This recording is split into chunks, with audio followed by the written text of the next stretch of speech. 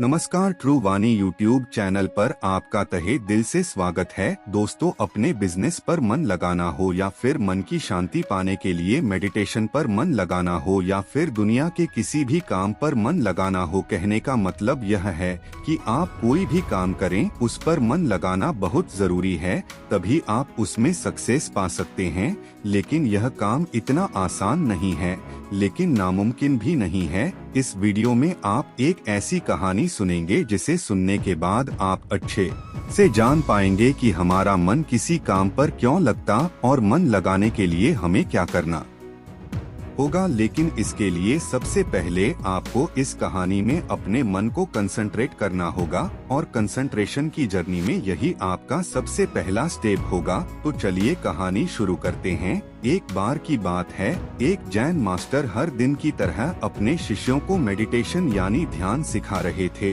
तभी उनके एक शिष्य ने जैन मास्टर से कहा, मास्टर, मैं कई दिनों से बहुत कन्फ्यूज हूँ। एक सवाल मुझे कई दिनों से परेशान कर रहा है।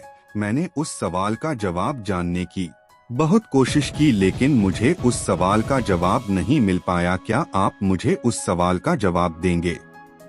मास्टर ने कहा, हाँ पूछो, क्या पूछना चाहते हो? तब शिष्य ने कहा, मास्टर, जब भी मैं पानी पीता हूँ तो मेरी प्यास बुझ जाती है, या जब भी कोई व्यक्ति पानी पीता है तो उसकी प्यास बुझ जाती है। पानी सभी के लिए एक जैसा काम करता कि जब भी कोई पानी पीता है तो उसकी प्यास बुझ जाती है। लेकिन मेडिटेशन के मामले में ऐसा क्यों नहीं होता? जबकि हम सभी आपके बताए नियमों के अनुसार मेडिटेशन करते हैं, लेकिन हम में से कुछ लोग बहुत जल्दी ध्यान की अवस्था यानी मेडिटेशन की स्टेज में पहुंच जाते हैं और कुछ लोग थोड़े समय के बाद मेडिटेशन की स्टेज में पहुंचते हैं। लेकिन कुछ ऐसे भी होते हैं जो कभी मेडिटेशन की स्टेज में नहीं पहुंच पाते। बस यही सवाल मुझे बार बार परेशान कर रहा है कि जब सभी लोगों को एक साथ पानी पीने को दिया जाए और एक ही पानी पीने को दिया जाए तो उस पानी को पीने से सबकी प्यास बुझ जाती है। ऐसा कोई नहीं होगा जिसकी प्यास ना बुझे। तो मेडिटेशन में ऐसा क्यों नहीं होता? मेडिटेशन सबके लिए एक जैसा काम क्यों नहीं करता? शिष्य की बात सुनकर जैन मास्टर ने कहा कि दरअसल तुम्हारा सवाल यह है कि जब तुम मेडिटेशन करने बैठते हो तो तुम्हारा माइंड उस पर कंसंट्रेट क्यों नहीं होता? और ऐसा क्यों होता है कि कुछ लोगों का मन बहुत जल्दी ध्यान पर एकाग्र हो जाता है और कुछ का थोड़ी देर बाद और कुछ का तो ध्यान ही नहीं लगता? शिष्य कहता है, हाँ मास्टर।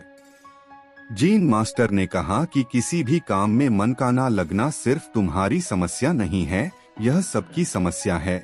लेकिन चिंता मत करो, तुम्हें तुम्हारे सवाल का जवाब कल मिल जाएगा। कल गांव के एक व्यक्ति ने मुझे अपने घर भोजन पर बुलाया है, इसीलिए कल जब मैं उसके घर जाने के लिए निकलूंगा तो तुम भी मेरे साथ चलना। शिष्य ने कहा, ठीक है मास्टर, कल मैं आपके साथ जरूर चलूंगा। अगले दिन जब मास्टर जाने लगे तो शिष्य भी मास्टर के साथ चलने लगा। कुछ देर बाद वे दोनों गांव में रहने वाले एक सेठ के घर पहुंचे। सेठ ने उन दोनों का स्वागत किया और उन्हें बैठने को कहा और खुद भी उनके साथ बैठ गया। फिर उस सेठ ने अपनी पत्नी से तीनों के लिए खाना परोसने को कहा। तीनों खाना खाने बैठ गए। जैसे ही उस सेठ ने पहला निवाला खाया, वह तुरंत गुस्से में अपनी पत्नी पर चिल्लाया और कहा कि यह कैसा खाना है जिसमें कोई स्वाद नहीं है, और गुस्से में वह खाना छोड़कर वहां से चला गया। यह सब देखकर उसकी पत्नी बहुत शर्मिंदा हुई और जैन मास्टर और उनके शिष्य से बोली कि कृपया मुझे माफ कर दें, आप थोड़ी देर प्रतीक्षा करें, मैं आपके लिए स्वादिष्ट भोजन बनाकर लाती हूँ। जैन मास्टर ने सेठ की पत्नी से कहा, नहीं नहीं, इसकी कोई जरूरत नहीं है, तुम चिंता मत करो, यह खाना बहुत स्वादिष्ट है। और फिर दोनों ने खाना शुरू कर दिया। थोड़ी देर में दोनों ने खाना खा लिया, लेकिन जैन मास्टर ने अपनी थाली में 2 रोटियां छोड़ दी और सेठ की पत्नी से कहा, क्या तुम यह 2 रोटियां बांधकर मुझे दे सकती हो? उसकी पत्नी ने दोनों रोटियां बांधकर जैन मास्टर को दे दी। इसके बाद दोनों वहां से जाने लगे और जाने से पहले उनकी मुलाकात उस सेठ से हुई। सेठ को अपने व्यवहार पर पछतावा हुआ और वह उन दोनों से अपने किए पर माफी मांगने लगा। जैन मास्टर ने कहा, कोई बात नहीं, और दोनों वहां से चले गए। रास्ते में जैन मास्टर ने अपने शिष्य से पूछा कि उसे खाना कैसा लगा। शिष्य बोला, मास्टर खाना बहुत स्वादिष्ट था, मुझे तुम्हें कुछ और समझ में नहीं आया। शिष्य वो, मास्टर इसके अलावा मुझे और क्या लग सकता, बहुत अच्छा लगा। मास्टर ने पूछा, क्या तुम्हें इसके अलावा कुछ और नहीं लगा? मतलब है स्वादिष्ट खाना खाकर मुझे अच्छा लगा और मेरी भूख भी मिट गई। मास्टर ने कहा, खाना वाकई बहुत स्वादिष्ट था, लेकिन जो खाना हमें परोसा गया था वही उस सेठ को भी परोसा गया था। फिर उस सेठ को खाना यूं पसंद नहीं आया। यह सुनकर शिष्य सोच में पड़ गया और मास्टर से बोला, आप बिल्कुल सही कह रहे हैं मास्टर, मैंने इस बारे में तो सोचा ही नहीं, आप ही मुझे कुछ बताइए। मास्टर ने कहा कि तुम मेरे साथ चलते रहो। चलते चलते वे दोनों बहुत दूर निकल गए। शिष्य ने मास्टर से कहा कि हम अपने मठ के रास्ते पर नहीं हैं,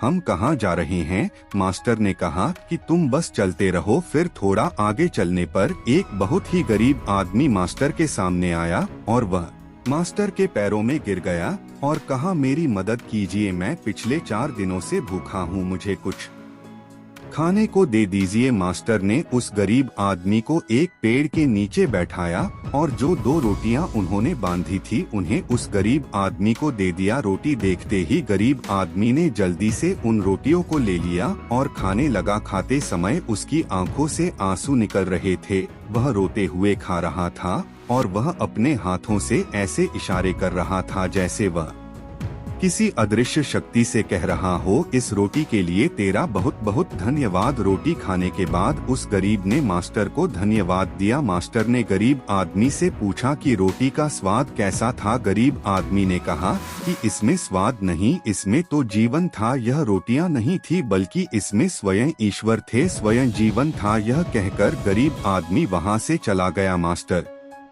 ने शिष्य से कहा, देखा भोजन तो वही था, लेकिन उस सेठ को इसमें कोई स्वाद नहीं लगा, मुझे यह स्वादिष्ट लगा और तुम्हें भी भोजन अच्छा लगा। और इस गरीब आदमी को भोज में स्वाद नहीं बल्कि उसे इस भोजन में ईश्वर और भगवान दिखाई दिए। इससे पता चलता है कि हम जो भोजन करते हैं उससे हम सभी को अलग अलग संतुष्टि मिलती है। जैसे पहला व्यक्ति यानी वह सेठ, उसे इससे कोई संतुष्टि नहीं मिलती। दूसरे हम हैं जिन्हें थोड़ी संतुष्टि मिलती है और तीसरा यह गरीब आदमी है जिसे अपार संतुष्टि मिलती है। यही बात ध्यान पर भी लागू होती है। मन की शांति पाने के लिए व्यक्ति जितना भूखा होगा वह ध्यान की गहराई में उतनी ही तेजी से आगे बढ़ेगा और यह वही व्यक्ति कर सकता है जो ध्यान करने से मिलने वाले फायदों को अच्छे से जानता हो, जो जानता हो कि ध्यान की गहराई में जाने पर उसे क्या मिलेगा। जैन मास्टर की यह बातें सुनकर शिष्य को अपने सवाल का जवाब मिल गया। शिष्य ने जैन मास्टर को धन्यवाद दिया और दोनों वापस मठ की ओर चल पड़े। चलते चलते जैन मास्टर शिष्य से कहते हैं, लेकिन यह इतना आसान नहीं जितना तुम सोच रहे हो।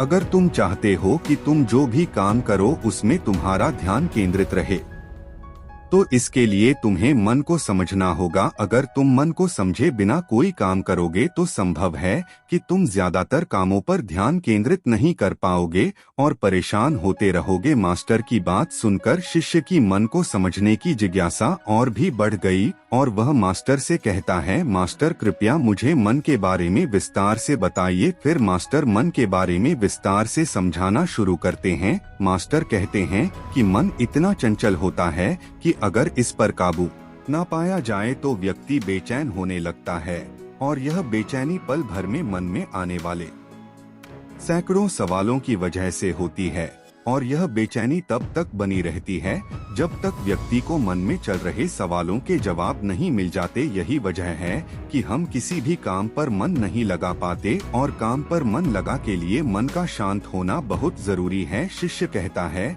लेकिन मास्टर हम मन को शांत कैसे रख सकते हैं? जैन मास्टर कहते हैं, इसके लिए तुम्हें मन को अच्छे से समझना होगा, तभी तुम अपने मन को शांत रख सकते हो और जब तुम्हारा मन शांत होगा तो इसका मतलब यह हुआ कि वह तुम्हारे काबू में है। तब शिष्य कहता है कि मन को समझने के लिए हमें क्या करना होगा? जैन मास्टर कहते हैं, मैं तुम्हें मन को समझने के 6 तरीके बताऊंगा। उन तरीकों को बहुत ध्यान से सुनना। पहला तरीका है अपने मन के द्वारा दिए गए बेकार के लालच को देखना और उसे समझना। दरअसल जब हमारा मन अनशा होता है तो हमें कई तरह के लालच देता है और यही लालच हमारी परेशानियों का कारण बनता है। लेकिन जिसने मन के लिए लालच को पहचान लिया, समझ लो कि उसने मन को समझने का पहला तरीका सीख लिया। फिर शिष्य जैन मास्टर से पूछता है, लेकिन मास्टर हमें यह कैसे पता चलेगा कि हमारा मन हमें लालच दे रहा है और वह लालच हमारे लिए बेकार है? मास्टर कहते हैं, इसका पता हमें अपने अनुभव से चलता है और कभी कभी दूसरों के अनुभव से भी चल सकता है। मन के लालच में आकर व्यक्ति जो भी काम करता है उसमें उसे नुकसान ही होता है और नुकसान के बाद ही नुकसान का अनुभव होता है। यही अनुभव मन को समझने का पहला कदम है। फिर शिष्य ने जैन मास्टर से पूछा, अगर कोई व्यक्ति पहले तरीके से यह जान लेता है कि वह मन के दिए गए लालच के कारण दुखी है तो दूसरा तरीका क्या है? जैन मास्टर कहते हैं, दूसरे तरीके के लिए तुम्हें एक ऐसे व्यक्ति को ढूंढना होगा जो पहले से ही अपने मन को जान चुका हो और उससे मुक्त हो। वास्तव में केवल ऐसा व्यक्ति ही तुम्हें सही रास्ता दिखा सकता है। शिष्य कहता है, लेकिन ऐसे व्यक्ति को हम कैसे पहचान सकते हैं? जेएनयू मास्टर कहते हैं, सुनना। किसी व्यक्ति की बात सुनना ही किसी के मन को समझने का तीसरा तरीका है। शिष्य कहता है, क्या हम उसे देखकर नहीं पहचान सकते? जैन मास्टर कहते हैं, कोई व्यक्ति भले ही बहुत शांत और बहुत अच्छा दिख सकता है, लेकिन उसके मन में क्या है यह केवल उसके शब्दों से ही जाना जा सकता है।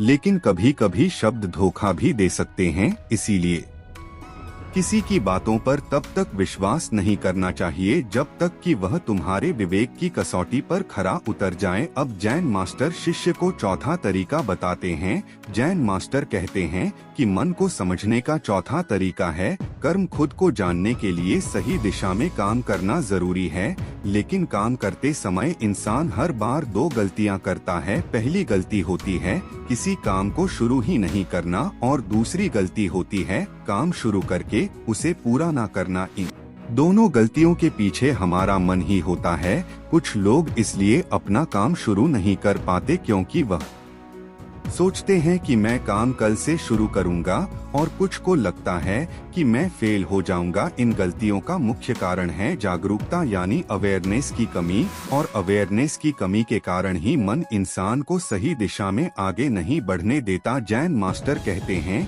कि मन को जानने और समझने का 5वां तरीका है अवेयरनेस। इसलिए हर काम को अवेयरनेस के साथ करना बहुत जरूरी है। बिना अवेयरनेस के जिया गया हर पल और किया गया कोई भी काम मौत के समान है।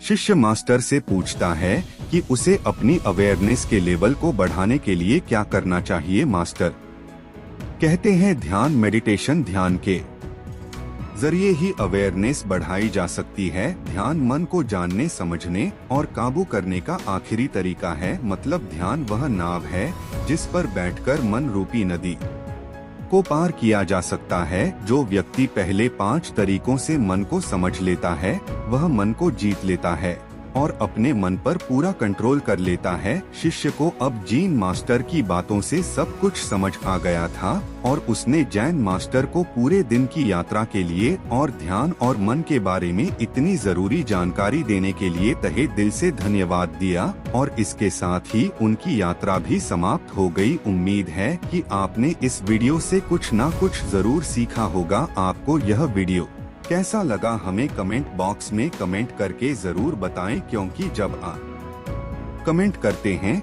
तभी हमें पता चलता है कि वीडियो बनाने की हमारी मेहनत सफल हुई है।